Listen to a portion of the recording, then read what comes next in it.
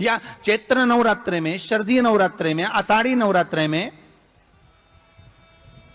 आदिक पौष नवरात्रे में हम शंकर की, हम जगतजननी जगदम्बा की जब स्थापना करते हैं, या हम नूतन घर का प्रवेश करते हैं, या गणेश जी की स्थापना करते हैं, या कोई दुकान को प्रवेश करते हैं, या कोई शुभ कार्य करने के लिए अग्रण्य होते हैं, तो हम कलश की स्थापना क्यों करते हैं? आज शिव महापुराण में शुरुआत में अपन शिव और पार्वती की यही संवाद को लेकर चलते।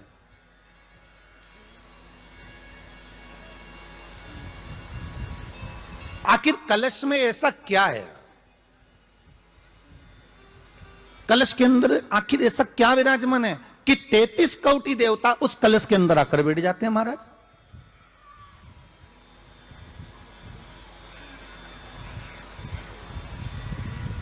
आप कोई यज्ञ करने जा रहे हो, आप कोई पोथी पुराण करने जा रहे हो, आप कोई अच्छा कार्य करने जा रहे हो, तो ब्राह्मण देवता कह देते कलश की स्थापना होगी, कलश की शोभा यात्रा निकलेगी, कलश यात्रा निकलेगी, कलश विराजमान होगा।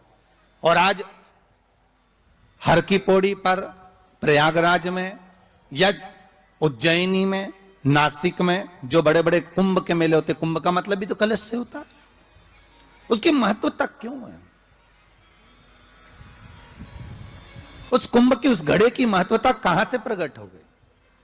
शिव महापुराण की कथा कहती है महाराज, भगवान ओघड़दानी शंकर स्वयं आद्य शक्ति जगदम्बा से कहते हैं कि जगदम्बा तू क्या चाहती है बोल। तो जगतजननी जगदम्बा कहती है कि जहां मैं हूं वहां शंकर है, ये आपने कह दिया, पर जहां शंकर है वहां पार्वती का होना जरूरी है। उसके लिए सिद्ध करने के लिए एक स्थान ऐसा बनाया जाए जहां पर शंकर विराजमान है और शंकर के साथ पार्वती विराजमान है। तो शिव जी ने कहा, पार्वती उसके लिए मैं तुझे एक सुंदर कलश का निर्माण कर देता हूं। दुनिया का रचनाकार, दुनिया की रचना करने वाले महाराज, संपूर्ण ब्रह्मांड की रचना करने वाले, जिनको भगवान शिव ने स्वयं ब्रह्मदेव से कहा है कि ब्रह्मा जी तुम सृष्टि खंड को आगे बढ़ाइए, सृष्टि की रचना करिए। और आज ही के दिन, यही चैत्रीय प्रतिपदा के दिन, यही इसको कहते हैं नया संवत्सर, नया वर्ष। हिंदू धर्म में क्यों कहा जाता है? आज ही के दिन ब्रह्मा जी ने महाराज सृष्टि की रचना करना प्रारंभ करा था। आज ही के दिन भगवान शिव और ब्रह्मा का संवाद हुआ था। सीधे भगवान शंकर ब्रह्मदेव के पास जाकर बोले थे, हे ब्रह्मदेव आप सृष्टि की रचना करिए। तो ब्रह्मा जी ने पूछा था, सारे नक्षत्र आपने बनाए, सारे दिन आपने बनाए, सारी घड़ियां आपने बनाई, सारा पल आपने बनाया, मनुष्य की श्वास गिनती, काउंटिंग, अर्थात मनुष्य के शरीर की रोमावली, ये सब आपने निश्चित करी है। और नवरात्रे में भी देवी की आराधना का एक स्मरण का सुख है महाराज। ज्योत का विधान है, नवरात्रे में देवी की ज्योत लगती है, अखंड ज्योति लगती है, जवारे बुआए जाते हैं, कलश लगता है। ज्योत का भी विधान है, जिसके यहां दिया अखंड जलाया जाता है, अगर वो दिए की लो, दिए की बाती अगर दक्षिण दिशा की होती है तो उसके घर में साल भर में एक घात जरूर होती है।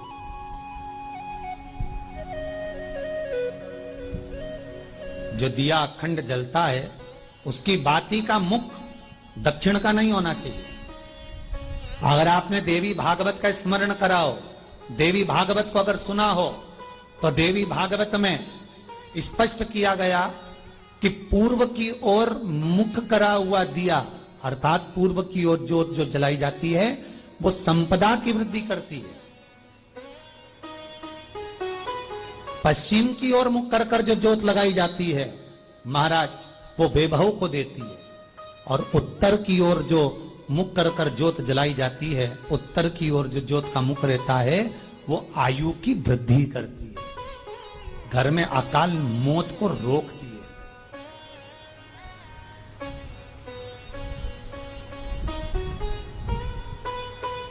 नवरात्रे का जो भाव तत्व है उसको भी अच्छे से समझ लेना।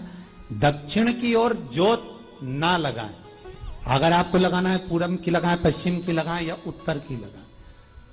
और जितने दिन महारानी जगदम्बा जगतधात्री दुर्गा भवानी, अब की बार माता जी घोड़े पर आई है। हर बार देवी बदल बदल के आती है, इस बार जो नवरात्रे आए वो घोड़े के आए। तो घोड़े पर जो देवी जी आती है वो समृद्धि को देने वाली आती है, लक्ष्मी की वृद्धि करने वाली आती है। जैसी घोड़े की रफ्तार होती है उस रफ्तार से लक्ष्मी घर में आती है। तो ये मत सोचना कि कोरोना महामारी ने हमको नीचे गिरा दिया या कोरोना महामारी ने रोक दिया, कमाई के स्रोत रोक दिया, धन रोक दिया। चिंता मत करना, मेरी मां जगत जननी दुर्गा भवानी अब की बार घोड़े पर आई है। साल भर में इतना धन दे देगी कि आपने पीछे के 4 साल में नहीं कमाया होगा, इतनी मेरी मां भंडार भर देगी। ये घोड़े पर आई है, कोई साधारण नहीं हो सकता। देवी भागवत में स्पष्ट किया गया, जब जगदम्बा मगर पर आती है उसका भाव अलग है, और जगदम्बा जब हाथी पर आती है उसका भाव अलग है, और जगदम्बा जब घोड़े पर आती है तो जगत को समृद्धिवान बना देती है, बेभव में कमी नहीं आती। अभी भले दुनिया के लोग अभी रोते हैं कि पैसा नहीं आ रहा, कोरोना महामारी ने सब तोड़ दिया, रोक दिया, पर चिंता ना करना, मेरी मां अगर घोड़े पर आई है तो उसका सुख आपको जरूर मिलेगा। एक जरा सी मिट्टी की दुकान भी अगर आप खोल कर बैठेंगे तो चांदी और सोना के बराबर कमाएंगे, इतना धन देगी वो मां। साधारण नहीं है मेरी माता। तात्विक सुख का आनंद देने वाली, लाभ तत्व प्रदान करने। और नवरात्र में भी अगर आपकी कोई कामना है, आपकी अगर इच्छा है, आपका मन है, तो जगत जननी की आराधना करो। पति और पत्नी में अगर क्लेश है तो जगदम्बा के मंदिर में मक्खन चढ़ाओ, प्रेम बढ़ जाएगा। आपको लगता है कि पति कोई अन्य स्त्री से लगा हुआ है या परिवार टूट रहा है, तलाक तक पहुंच गया है, तो माता के मंदिर में आप ध्वजा लगवाइए, उस ध्वजा पर मक्खन लगाकर लगवाइए, आपको लाभ मिलेगा। महाराज, यदि आपको लगता है कि बच्चे बहुत ज्यादा अपशब्द बोल रहे हैं, मुंह चला रहे हैं और प्रेम नहीं रख रहे, तो माता के मंदिर में लाल पुष्प, लाल चंदन और लाल चूड़ी मां को समर्पित करिए, प्रेम बढ़ेगा। बच्चा कभी आप जी से कम नहीं बोलेगा, प्रेम की भाषा निकलेगी मुझ से। मां जगत जननी की आराधना, जगदम्बा की उपासना। नवरात्रे में 9 दिन में से कोई एक दिन ऐसा ले लो जिस दिन कन्याओं का भोजन कराओ, साथ में उनको लाल चुनरी ओढ़ाओ या कोई लाल वस्त्र, लाल पूजन की सामग्री उनको दो, सुख मिलेगा, आनंद आएगा।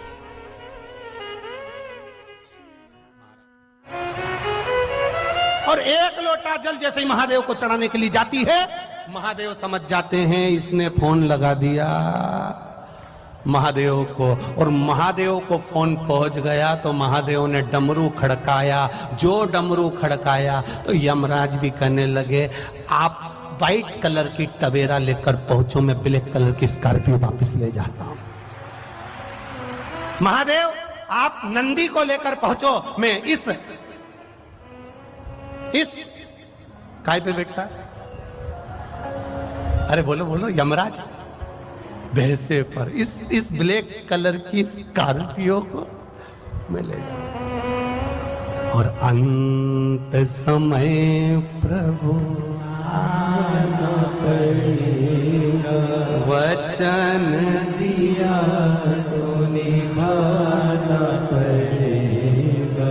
आए ना आए प्रभु कुटुंब कबीरा, अंत समय प्रभु आना पड़ेगा। ओ वचन दिया तो निभाना पड़ेगा, वो वचन दिया तो निभाना पड़ेगा। अंत समय में वो आकर खड़ा हो जाता है। नवनिधि शिव महापुराण की कथा कर रही है, आपके भीतर का विश्वास जागृत करिए। जिस दिन आपके मन में आ गया कि एक लोटा जल चढ़ाने से होता क्या है, जिस दिन आपके भीतर आ गया कि एक बेलपत्र चढ़ाने से होता क्या है।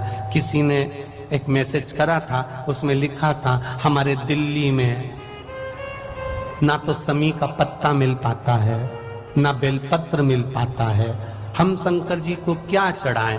हमने उनको मैसेज में खबर करवाई कि आशीष उनको लिखकर भेज दीजिए, आपने बस दिल से अगर एक लोटा जल चढ़ाते समय महादेव का स्पर्श करते हुए कह दिया बाबा मैं बेलपत्र चढ़ा रही हूं, मैं शमी पत्र चढ़ा रही हूं, बाबा ने उसको स्वीकार कर लिया। आपके दिल में आया तो सही, आपके हृदय में यह भाव आया तो सही कि मैं बेलपत्र कैसे चढ़ाऊं, मेरी दिल्ली में नहीं मिल रहा, समी पत्ता नहीं मिल रहा, मुंबई में समी पत्र नहीं मिल रहा, मुंबई में बेलपत्र नहीं मिल रहा, मैं बाबा को चढ़ाऊं तो चढ़ाऊं कैसे। बाबा नहीं कहता कि तुम बेलपत्र चढ़ाने के लिए आओ, बाबा नहीं कहता कि तुम समी पत्र चढ़ाने के लिए आओ, बाबा तो कहता है एक बार मेरे सामने आकर बैठ जा, बस मेरे पास आकर बैठी और मुझे कुछ भी नहीं देगी। वो एक गाना याद करो, आप बैठ मेरे पास, क्या है आगे, आगे क्या है बोलो जरा अच्छे से बोलो, आ बैठ मेरे पास तुझे ना मैं कुछ ना, बस उसके पास जाकर बैठ जाओ। हमें स्तुति भी नहीं आती, हमें मंत्र भी नहीं आता, हमें कोई तंत्र भी नहीं आता, हमें कोई विद्या भी नहीं आती, हम बहुत विद्वान भी नहीं है कि तुम्हारी स्तुति कर सकेंगे, हम इतने बड़े पढ़े लिखे भी नहीं है कि हम तुमको मना सकेंगे, हम इतना बड़ा मंत्र नहीं जानते, हम साधना नहीं जानते, हम तंत्र नहीं जानते, हम कोई विद्या नहीं जानते, हम तो केवल इतना जानते, आ बैठ मेरे पास तुझे देखता रहूं, ना मैं कुछ कहूं ना कुछ, बस उसके सामने जाकर बैठ जाओ और दिल से कहो बाबा भोला सब दुख काटो हमारा, ओ भोला सब दुख काटो, उसे दिल से कह दो भोलेनाथ दया करना,